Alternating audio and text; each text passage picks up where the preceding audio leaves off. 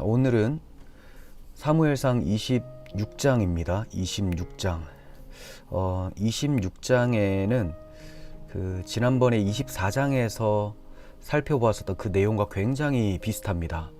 24장에서는 다윗이 있었던 동굴로 사울이 찾아 들어와서 이제 좀 볼일을 보고 있었는데, 다윗이 옷자락을 살짝 잘라서 죽이지는 않았었죠.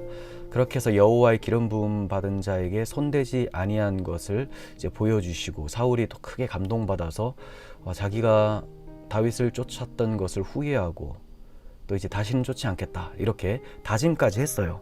하지만 그것이 성령의 감동으로 나타난 회개가 아니라 인간적인 감정으로 인한 후회이기 때문에 상황이 조금만 바뀌거나 또 시간이 지나서 생각해 보니 다윗이 아무리 그래도 저놈도 저거 인간인데 나를 반역해서 자기 나라를 세울 것이다 라는 그런 생각이 계속 찾아오게 마련이죠. 자, 그러던 가운데에 이제 10주민들 지난번에 살펴봤었죠. 그 당시에도 이 사람들이 다윗을 넘겨버렸어요.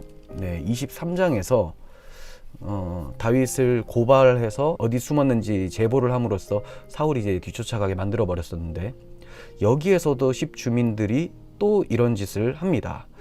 그래서 사울이 3,000명을 데리고 다윗을 추격을 하게 돼요. 하지만 추격을 하더라도 결국은 다윗을 잡는 정도가 아니라 본인이 오히려 죽을 뻔한 위기를 맞이하게 되죠.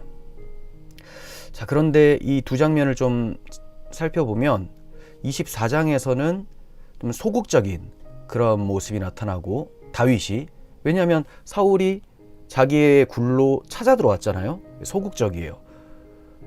그런데 이번에는 좀 더 적극적입니다. 왜냐하면 사울이 자기를 찾는다라는 소식을 알고 사울의 진영으로 침투하는 그런 모습이 나타나거든요.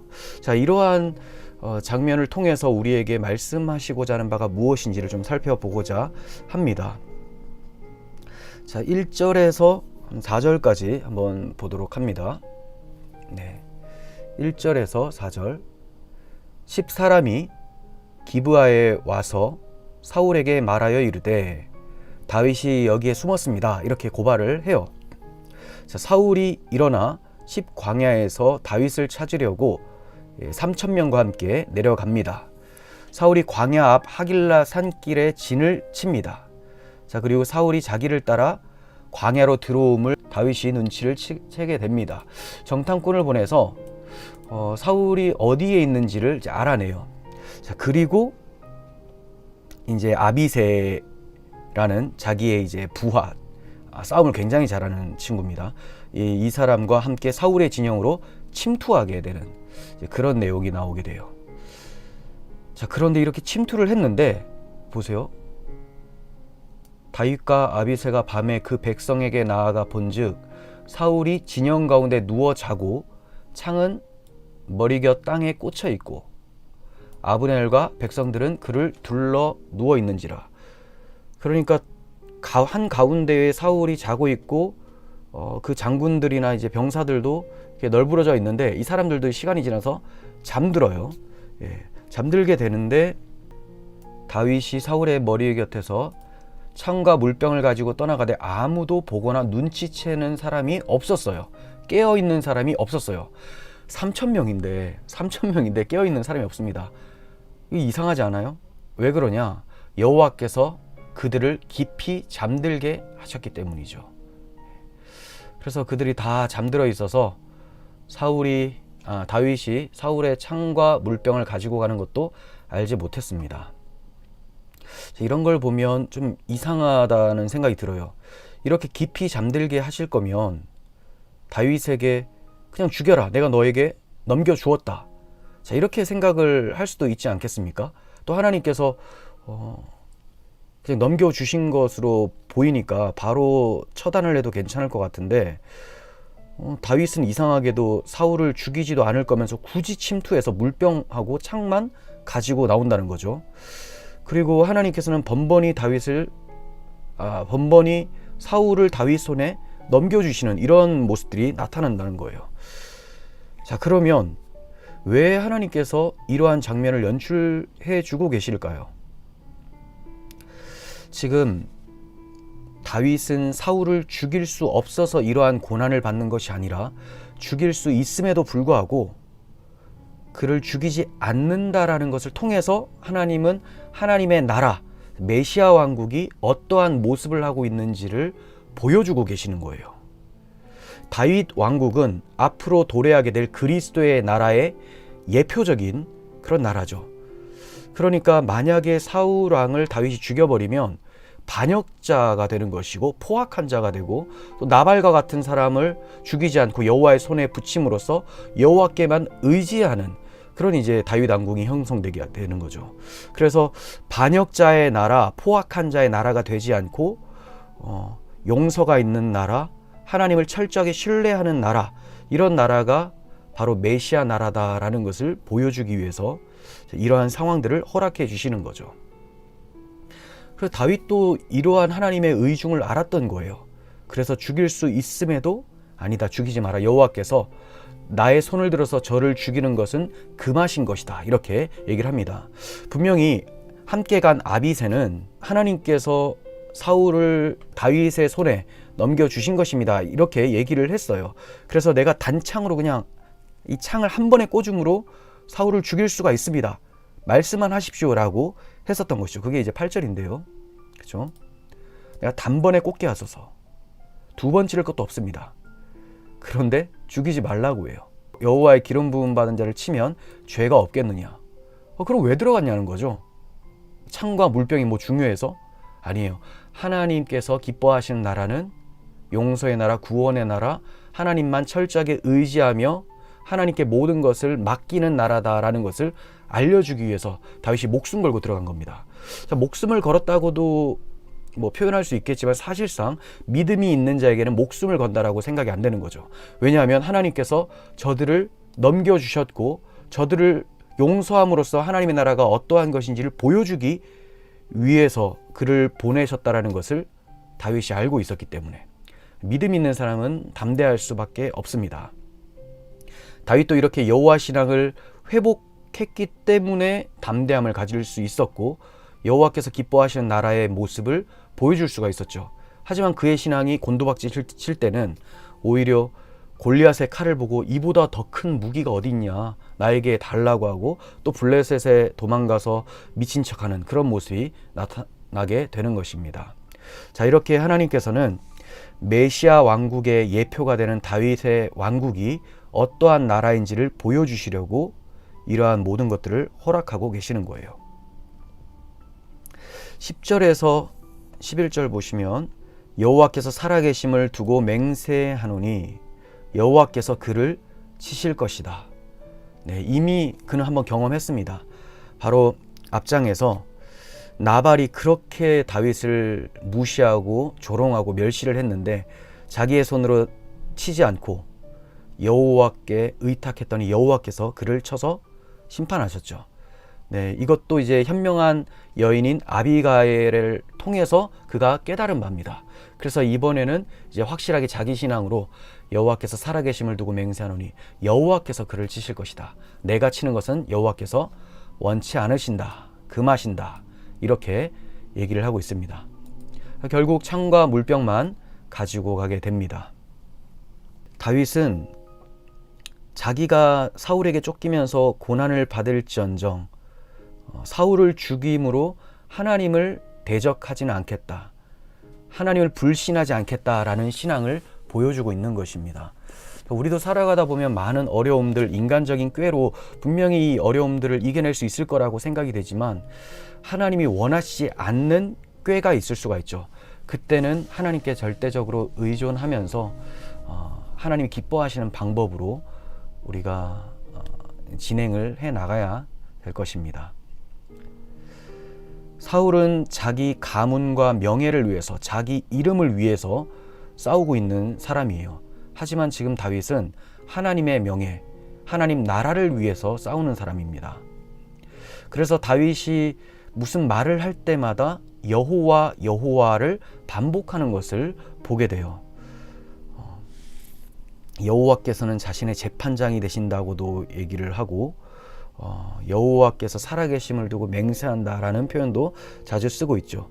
그러니까 다윗은 비록 하나님께서 자기를 왕으로 세워주실 것이지만 이것은 보이지 않는 하나님을 대신하는 대리왕이다. 나는 대리왕이다 라는 것을 인식을 하고 있는 거죠. 그래서 그리스도인들도 분명히 하나님께서 우리를 왕같은 제사장으로 삼아 주셨어요.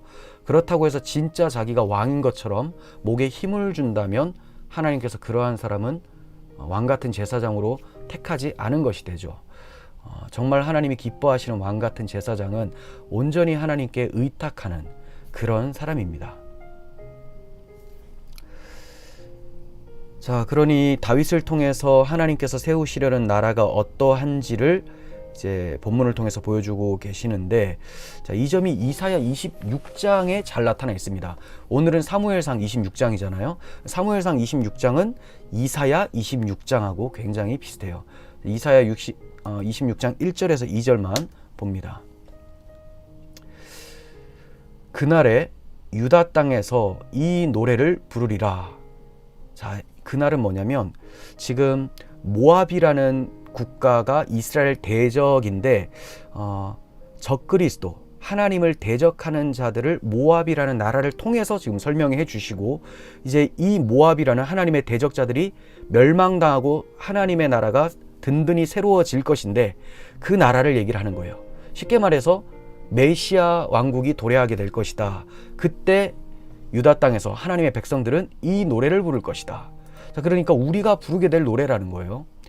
우리에게 견고한 성읍이 있으며, 하나님의 나라는 견고하다. 왜냐? 여호와께서 구원을 성벽과 외벽으로 삼으실 것이기 때문에. 너희는 문을 열고 신의를 지키는 의로운 나라가 들어오게 할지어다. 여기서 핵심의 말씀은 여호와께서 여호와의 구원을 성벽과 외벽으로 삼는 나라, 이게 메시아 나라예요. 그러니까 다윗이 지금 이러한 모습을 보여주고 있죠. 다윗의 나라는 다윗의 칼과 창의 힘으로 세워지는 나라가 아닙니다. 여호와의 언약을 기억하고 여호와의 구원하심 때문에 그 나라가 든든히 지켜지는 나라입니다. 그래서 다윗이 왕이 되고 많은 싸움을 하게 되지만 다 이기게 되죠. 그 이유가 여호와께서 저들의 구원이 되어 주셔서 다윗 나라의 성벽과 외벽이 되어 주셨기 때문이라는 거죠. 이러한 나라의 사람들의 특징이 뭐냐? 신의를 지키는 의로운 나라. 신의를 지킨다라는 것이 이게 이제 그 충실함, 신실함을 얘기를 하는 거예요. 그러니까 하나님의 언약에 대한 믿음을 굳게 지키는 사람, 하나님 언약에 대해 성실한 사람, 이런 사람을 하나님께서 의로운 자기 백성으로 두시고 이러한 자들로 만들어지는 나라를 의로운 나라라고 하는 거예요. 그러니까 의라는 것은 뭐 어떤 우리의 도덕적인 모습들, 뭐 좀 경건한 행동들, 이런 것을 의라고 하는 것이 아니라 하나님의 언약을 믿는 믿음. 자, 우리에게는 예수 그리스도의 복음을 믿는 그 믿음으로 우리가 의롭다함을 받게 되는 것이고, 이러한 사람들이 어떤 행동을 하게 되느냐?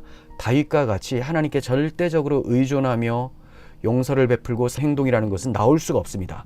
그건 세상 사람들이 생각하는 그런 도덕적 개념이에요. 자, 그래서 하나님께서는 이 다윗을 통해 세워지는 나라가 다윗의 자손이신 그리스도께서 세우실 나라다라는 것을 보여주는 거죠.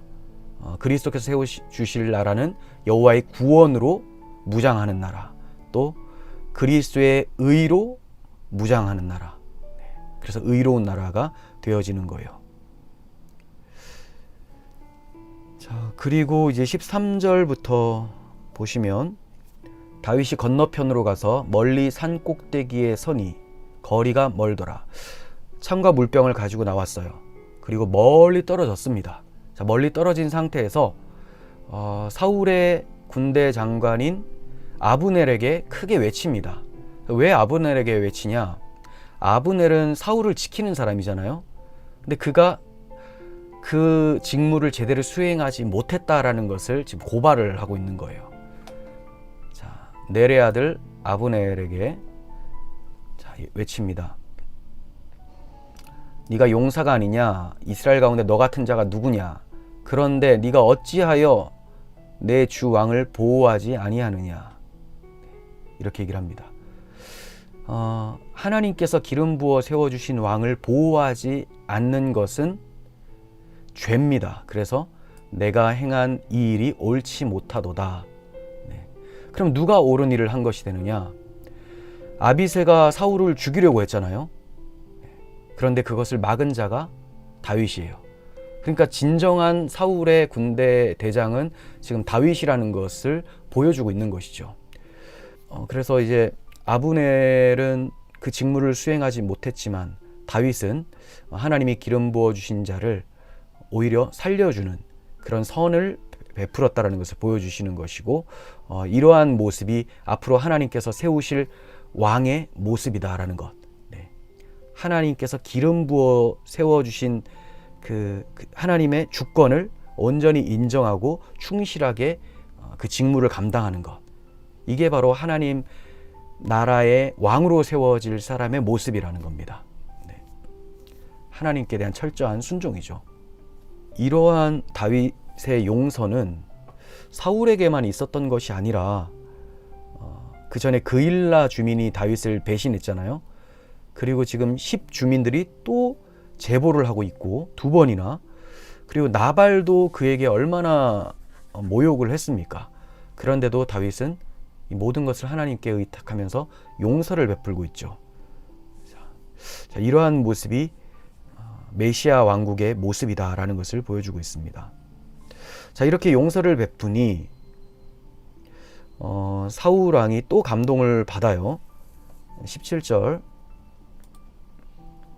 내 아들아, 뭐만 하면 내 아들아 이래요. 네, 이거 믿으면 안 되죠. 내 아들아 다윗아,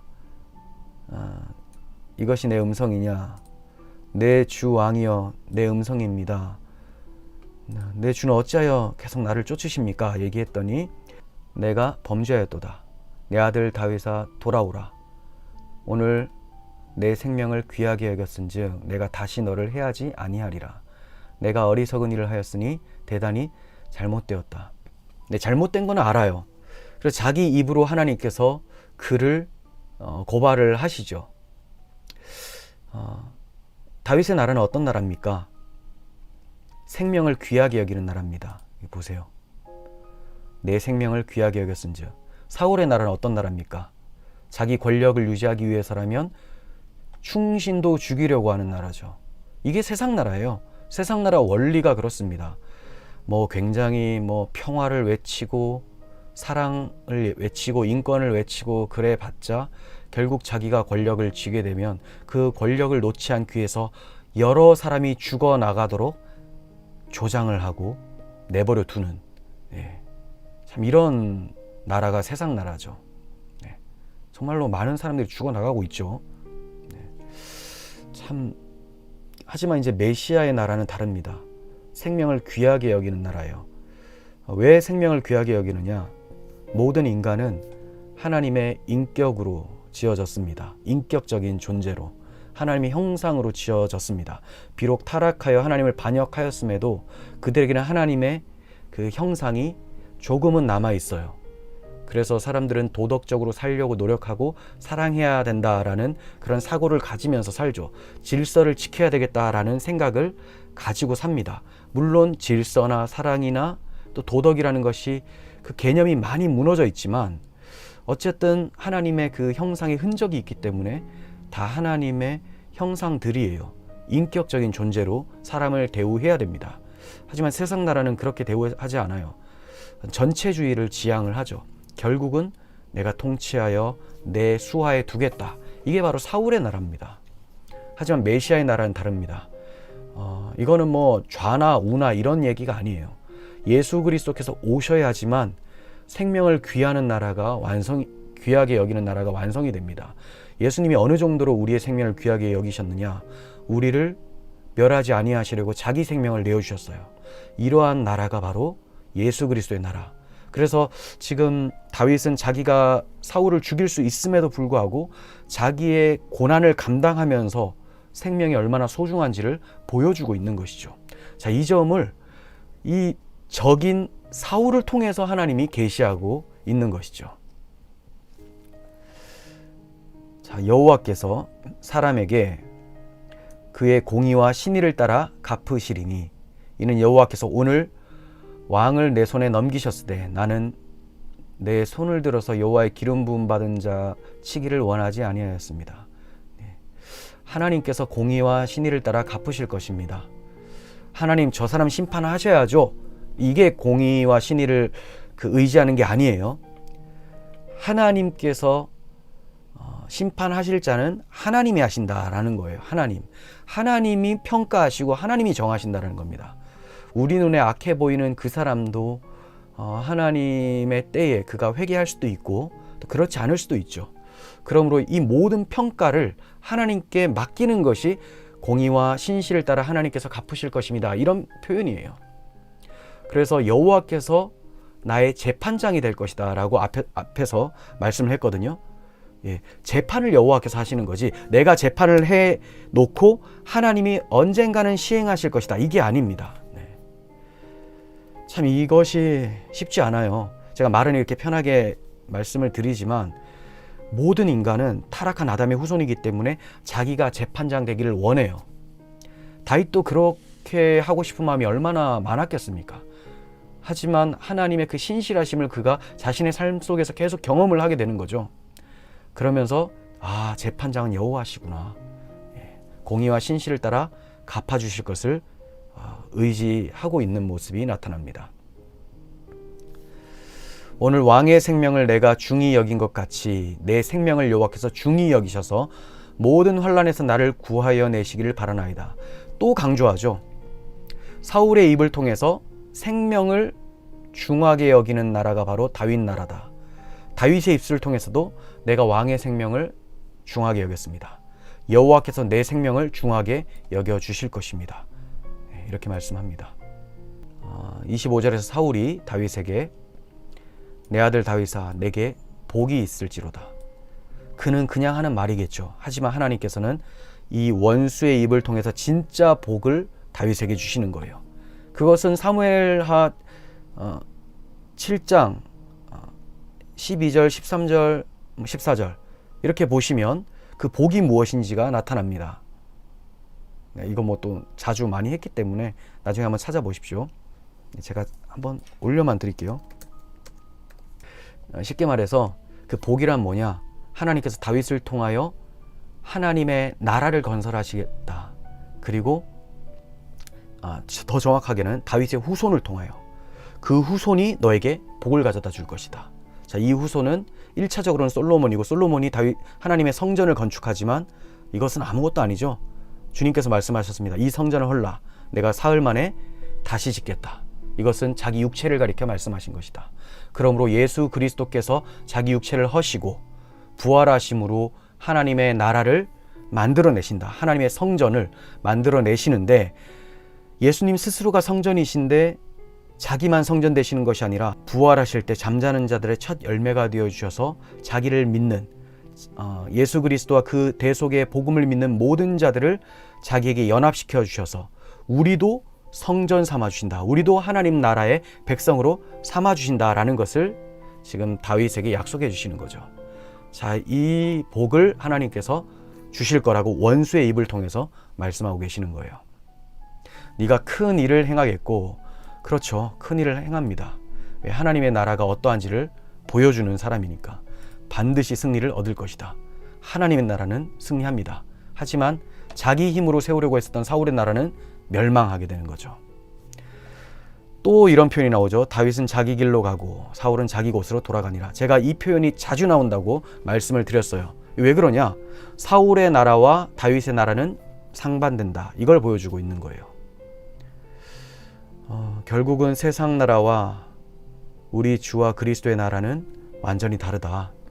우리는 세상 정치에, 이 세상 나라에 그렇게 마음을 빼앗겨서는 안 됩니다. 입만 열면 정치적으로 누구 비판하고 이런 사람들이 많아요. 물론 비판받아 마땅한 사람들이 많이 있습니다. 하지만 우리의 관심이 어디에 있는지 그거 한번 돌아보셔야 되죠.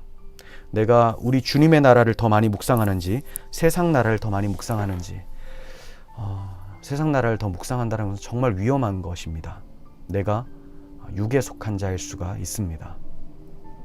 우리는 이렇게 다윗의 모습을 통해서 하나님이 세우실 나라는 의로운 나라, 구원을 성벽으로 삼는 나라, 그리고 사람 생명을 소중히 여기는 그런 인격적인 나라라는 것을 배웠습니다.